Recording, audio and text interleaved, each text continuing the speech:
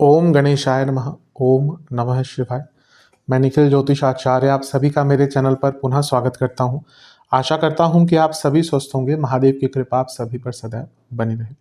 ये वीडियो तुला यानी कि लिब्रा के लिए बहुत विशेष है, क्योंकि वीडियो है आने वाले सप्ताह यानी कि 24 से 30 मार्च 2025 के साप्ताहिक राशिफल के बारे में। मेरा जो साप्ताहिक राशिफल होता है वो प्रमुखतः चंद्रमा और उनकी गति पर आधारित होता है। चंद्रमा एक बहुत विशेष ग्रह है और उनकी विशेषता ये है कि वह जिस भी भाव में जाते हैं उसको एक्टिवेट कर देते हैं। मन के कारक होते हैं और बहुत तेज भागते हैं। इन्हीं चीज़ों के कारण उनकी जो विशेषता है बढ़ जाती है और जो हमारी डे टू डे एक्टिविटीज़ है उन पर उनका इम्पैक्ट बहुत होता है, क्योंकि जैसा मैंने कहा मन के कारक तेज जो भागते हैं तो पूरे हफ्ते में 3 भावों को एटलीस्ट प्रभावित करते ही हैं।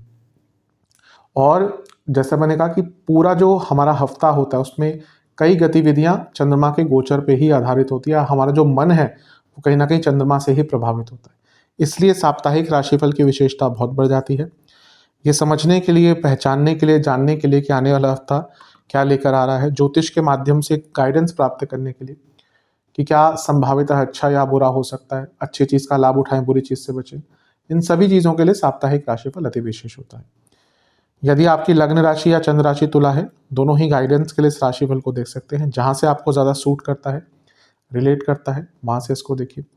व्यक्तिगत तौर पे मेरा मानना है कि लग्न राशि से देखेंगे तो अच्छा। इनकेस नहीं पता आपको अपनी लग्न राशि, तो आप अपनी चंद्र राशि से भी इसको देख सकते हैं। शुरू करते हैं। चंद्रमा आपके चौथे भाव में आ जाएंगे। ये होगा 24 मार्च को सुबह के 11 बजे के आसपास, और 26 मार्च शाम के 4 तक चंद्रमा यहीं पर रहेंगे। चंद्रमा का चौथे भाव में आना मिश्रित ही फल देता है। 10वें घर के स्वामी हैं और अपने से सप्तम में बैठे हैं। एक तो केंद्राधिपति हैं, केंद्र में बैठे हैं, तो ये राजयोग होता है।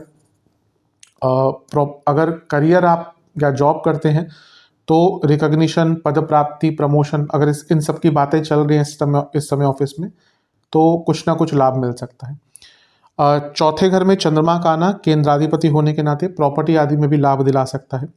और क्योंकि गुरु का प्रभाव भी है और गुरु आपके लिए विपरीत राजयोग बना रहे हैं, तो कोई काम अगर अटक रहा था, पैसे का काम अटक रहा था, तो वो कार्य भी आपका पूर्ण हो सकता है। यहाँ पे मंगल की दृष्टि भी चंद्रमा पर होगी, क्योंकि 8वीं दृष्टि से देखेंगे चंद्रमा को।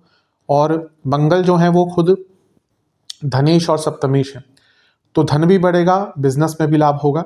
लेकिन नहीं भूलना चाहिए कि ये मंगल आपके प्रबल मारक भी बन जाते हैं, क्योंकि दूसरा और 7वां भाव मारक स्थान होता है और आपके लिए मंगल दोनों ही भावों के स्वामी हैं। इसीलिए अपनी सेहत का ध्यान दीजिएगा। और चंद्रमा चौथे घर में हमेशा कहता हूँ कि कारको भावनाशय दोष और केतु का प्रभाव, यानी कि मानसिक दृष्टिकोण से थोड़ा टफ टाइम रहेगा।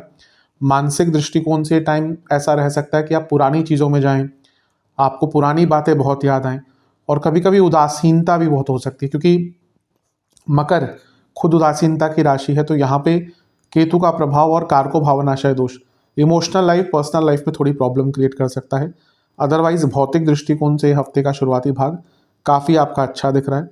लग्नेश से 12वें में है, यानी कि लग्नेश से 11वें में है, यानी कि शुक्र से, तो ये बताता है कि कुछ पैसा अगर अटक रहा था, प्रॉपर्टी का काम अटक रहा था, तो आपको बहुत लाभ यहाँ पर प्राप्त हो सकता है। नवांश कुंडली बता रही है कि कुछ नया करना चाहते हैं तो उसके लिए समय अच्छा है। बस अगर मानसिक स्थिरता हो तभी उस काम को कीजिएगा। दशांश कुंडली कार्य क्षेत्र में बहुत अवेयर रहिएगा। कुछ गड़बड़ आपसे हो सकती है because of lack of concentration.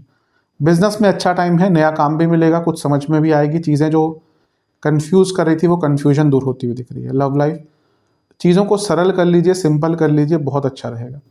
वैवाहिक जीवन, बहुत कंट्रोलिंग नेचर आपका हो गया है, आपका नहीं, आपके पार्टनर का, लाइफ पार्टनर का। तो थोड़ा सा उनके कंट्रोल को कम करने की कोशिश कीजिए और अपने लिए स्टैंड लीजिए। स्टूडेंट्स, बहुत अच्छा टाइम नहीं दिख रहा, चीज़ें आपके विरुद्ध जाएंगी, आपके हिसाब से नहीं जाएंगी। सेहत के दृष्टिकोण से कफ रोग, छाती के रोग, हृदय संबंधित रोग है तो परेशानी हो सकती है। सर्वाष्टक में आपका 6ठा घर बली है। मानसिक दृष्टिकोण से थोड़ी चिंताएं रहेंगी, मनमुटाव घर के लोगों से बढ़ सकता है। 26 तारीख शाम के 4 बजे के आसपास चंद्रमा राशि बदलेंगे और आपके पंचम भाव में आकर बैठ जाएंगे, यानी कि कुंभ में, और 28 तारीख शाम के 5 तक यहीं पर रहेंगे। चंद्रमा का पंचम में आना अच्छा होता है। आपके 10वें घर के स्वामी यानी कि केंद्राधिपति त्रिकोण में, तो केंद्र त्रिकोण राजयोग बन गया और वो बैठे हैं आपके योग कारक ग्रह यानी कि शनि के साथ, ये भी बहुत अच्छा है। ये जॉब चेंज का बहुत अच्छा योग बनता है, क्योंकि 10वें से अष्टम में गए हैं 10वें के स्वामी। तो यहाँ पे अगर आप जॉब चेंज का प्रयत्न कर रहे थे, हफ्ते का मध्य भाग बहुत अच्छा है।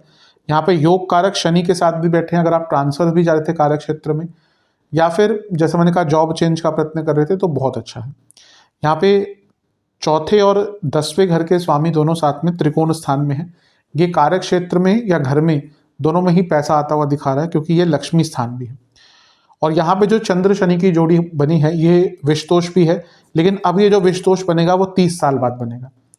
कई लोग पूछेंगे कैसे विषतोष, तो हर महीने कई बार बनता है, हाँ, लेकिन कुंभ राशि में ये जो विषतोष है अब 30 साल बाद बनेगा, क्योंकि शनि अब निकल जाएंगे कुछ ही दिनों में। तो पिछले 2.5 साल से जब भी विषतोष बन रहा था तो वो शनि का कुंभ राशि में से प्रभाव था। अब जो है शनिदेव जब निकलेंगे यहाँ से तो मीन से उनका इम्पैक्ट रहेगा और उसका प्रभाव बदल जाता है। इसलिए मैं हमेशा कहता हूँ शनि के गोचर से पूरा व्यक्तित्व, पूरा दृष्टिकोण बदलता है। और तभी मैंने कहा, जो वीडियो की मैंने पूरा शनि का पूरा वीडियो का सेशन जो मैंने बनाया था उसमें मैंने कहा था कि शनि समय है। तो अब ये अंतिम विषतोष है, ओवर थिंकिंग आदि रहेगी, लेकिन क्योंकि अंतिम विषतोष, अंतिम बार कुंभ में शनि चंद्रमा की युति होगी, यानी कि एक प्रकार से एक दृष्टिकोण बदलने का मौका, अपने स्वभाव को समझने का मौका और अपनी प्रॉब्लम से निकलने का मौका मिल सकता है। गुरु से क्योंकि केंद्र में है तो ये राजयोग, गजकेसरी योग भी बनता है और ये भी श्रेष्ठ है। गुरु भी अष्टम में है, तो आत्ममंथन का बहुत अच्छा समय है। नवांश कुंडली बता रही है, जैसे मैंने अभी कहा, आत्ममंथन का समय है। दशांश कुंडली कार्य क्षेत्र में थोड़ी रुकावटें आ सकती हैं। जो जॉब चेंज करना चाहते हैं ठीक है, लेकिन अदरवाइज थोड़ी सी रुकावटें आएंगी। बिजनेस, आपको थोड़ा फ्लेक्सिबल रहना पड़ेगा इस टाइम पे। चीज़ें में भी जैसा आप सोचे वैसा ना जाए, तो फ्लेक्सिबिलिटी रखिएगा। लव लाइफ, नया रिलेशनशिप स्टार्ट हो सकता है। जो लोग रिलेशनशिप में और एक नई शुरुआत देना चाहते हैं रिलेशनशिप को, उनके लिए भी बहुत अच्छा टाइम है। वैवाहिक जीवन, ऐसा लग रहा है कि एफर्ट्स आपकी तरफ से कम है, थोड़ा सा एक्टिव रहिएगा। यहाँ तक स्टूडेंट्स की बात है, स्ट्रेसफुल टाइम दिख रहा है, लेकिन प्रोडक्टिव टाइम रहेगा। सेहत के दृष्टिकोण से एंग्जाइटी, ओवरथिंकिंग, पेट के रोग और नसों के रोग तंग करेंगे। सर्वाष्टक में आपका तीसरा भाव बलि है।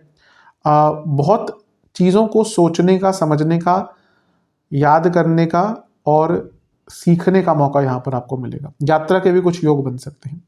नवांश कुंडली बता रही है कि इसके बाद 28 तारीख को आपका गोचर होगा शाम के 5 बजे के आसपास चंद्रमा का, और चंद्रमा आ जाएंगे आपके छठे भाव में। ये बहुत विशेष गोचर है, क्योंकि यहाँ पे ग्रहण दोष लग जाएगा, और ग्रहण दोष के अगले दिन यानी कि 29 तारीख को सूर्य ग्रहण भी लग जाएगा। पहले 28 तारीख को चंद्रमा का गोचर होगा, उस दिन ग्रहण दोष लग जाएगा। क्यों? क्योंकि चंद्रमा और राहु साथ में है। इसको हम ज्योतिष की भाषा में ग्रहण दोष कहते हैं। और जो सूर्य ग्रहण है, जैसे मैंने कहा, वो 29 तारीख है, क्योंकि उसमें फिर डिग्री आदि भी कंसीडर करना पड़ता है। 29 तारीख को शनि का गोचर भी होगा, तो मैं उसको भी इसमें सम्मिलित करता हूँ, क्योंकि बहुत इंपॉर्टेंट गोचर है, बहुत विशेष ये इम्पैक्ट रहेगा।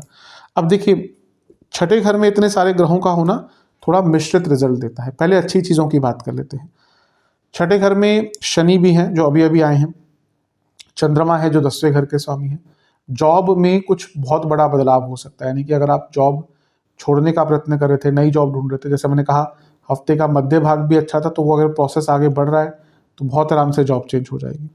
इसके साथ ही यहाँ पे शनि भी आ गए और सूर्य भी आ गए, बुध भी वक्री है। कोई लीगल केस कॉम्प्रोमाइज होता हुआ दिख रहा है। अगर आप उस मुहाने पर हैं कि आपकी कोई लीगल केस की बात चल रही है, सॉल्व होती हुई दिख रही है, तो सॉल्व कर लीजिएगा, ये बहुत अच्छा टाइम है। कुछ अटक रहे थे काम, अचानक से उसमें नए ऑप्शंस मिल सकते हैं, कोई नए रास्ते मिल सकते हैं, ये भी बहुत श्रेष्ठ है। लेकिन चंद्रमा, अब वैसे छठे घर में ये सब ग्रहों का सूर्य ग्रहण लगना और ये सब कोई बहुत बुरा नहीं है, ये बल्कि आपके लिए एक नए रास्ता खोल सकते हैं। लेकिन जब चंद्रमा आ जाते हैं ना, तो मानसिक स्थिति बिगड़ती है। तो पहला तो कार्य क्षेत्र में बहुत टेंशन रहेगा, बहुत स्ट्रेस रहेगा, गलतियां भी आपसे होने की संभावना बन जाती है यहाँ पे, और मानसिक दृष्टिकोण से चिंताएं बहुत रहेंगी। आप देखेंगे इतना आपको चिंता होगी ना, इतना एंग्जाइटी, इतना हाइपोथेटिकल सिचुएशंस आप बनाया करेंगे, मन घड़ंत कहानी अपने मन में, कि उसको कंट्रोल करना मुश्किल हो जाएगा। अपने कामों को पूरा करने के लिए इतने सारे ग्रहों का छठे घर में होना बहुत अच्छा। ये उपचय भाव, व्यक्ति के अंदर हिम्मत रहती है। बस जिसकी अपनी कुंडली में चंद्रमा पीड़ित है, उनके लिए समय मानसिक दृष्टिकोण से थोड़ा सा नेगेटिव हो सकता है। इसके साथ ही इस टाइम पे आपको सेहत की प्रॉब्लम भी तंग कर सकती है और छोटी मोटी इंजरी का योग भी यहाँ पे बन जाता है। अपने पर जो निकट इमीडिएट फैमिली तो नहीं कहूँगा, जो बाकी रिश्तेदार हैं उनसे यहाँ पे थोड़ा सा बच के रहिएगा, क्योंकि वो भी आपके खिलाफ कुछ करने का प्रयत्न कर सकते हैं। और ऑफिस में तो भयंकर ऑफिस पॉलिटिक्स भी रहेगी, तो थोड़ा सेंसिटिव टाइम दिख रहा है। मैं ये कहूँगा कि इस टाइम पे कोई बहुत बड़ा निर्णय लेने का विचार अपने मन में मत रखिएगा। नवांश कुंडली बता रही कि मानसिक दृष्टिकोण से बहुत टफ टाइम रहेगा। ये सारे ग्रह मिलकर 12वें घर को भी देख रहे हैं, तो खर्चे भी बढ़ेंगे और ये भी एक अस्थिरता दिखा रहा है। सारे ही ग्रह कहीं ना कहीं आपके एक ही साइड पे आ गए। अब इसको कालसर्प भी कह सकते हैं, लेकिन मैं हमेशा कहता हूँ कि ऐसा कहना कि कालसर्प बुरा ही होता है, ऐसा कोई सत्यता नहीं है। पर हाँ, ये है कि एक प्रकार से ऊर्जा बहुत मिसमैच हो जाती है इस टाइम पे। दशांश कुंडली बता रही है कार्य क्षेत्र में गलतियां होने की संभावना बहुत है। बिजनेस में अगर चेंज लाना है, सबसे अच्छा टाइम है। कुछ भी आप बहुत टाइम से सोच रहे हैं, इम्प्लीमेंटेशन का सबसे शुभ समय। लव लाइफ, कुछ भी मन में बात चल रही है उसको कह दीजिएगा।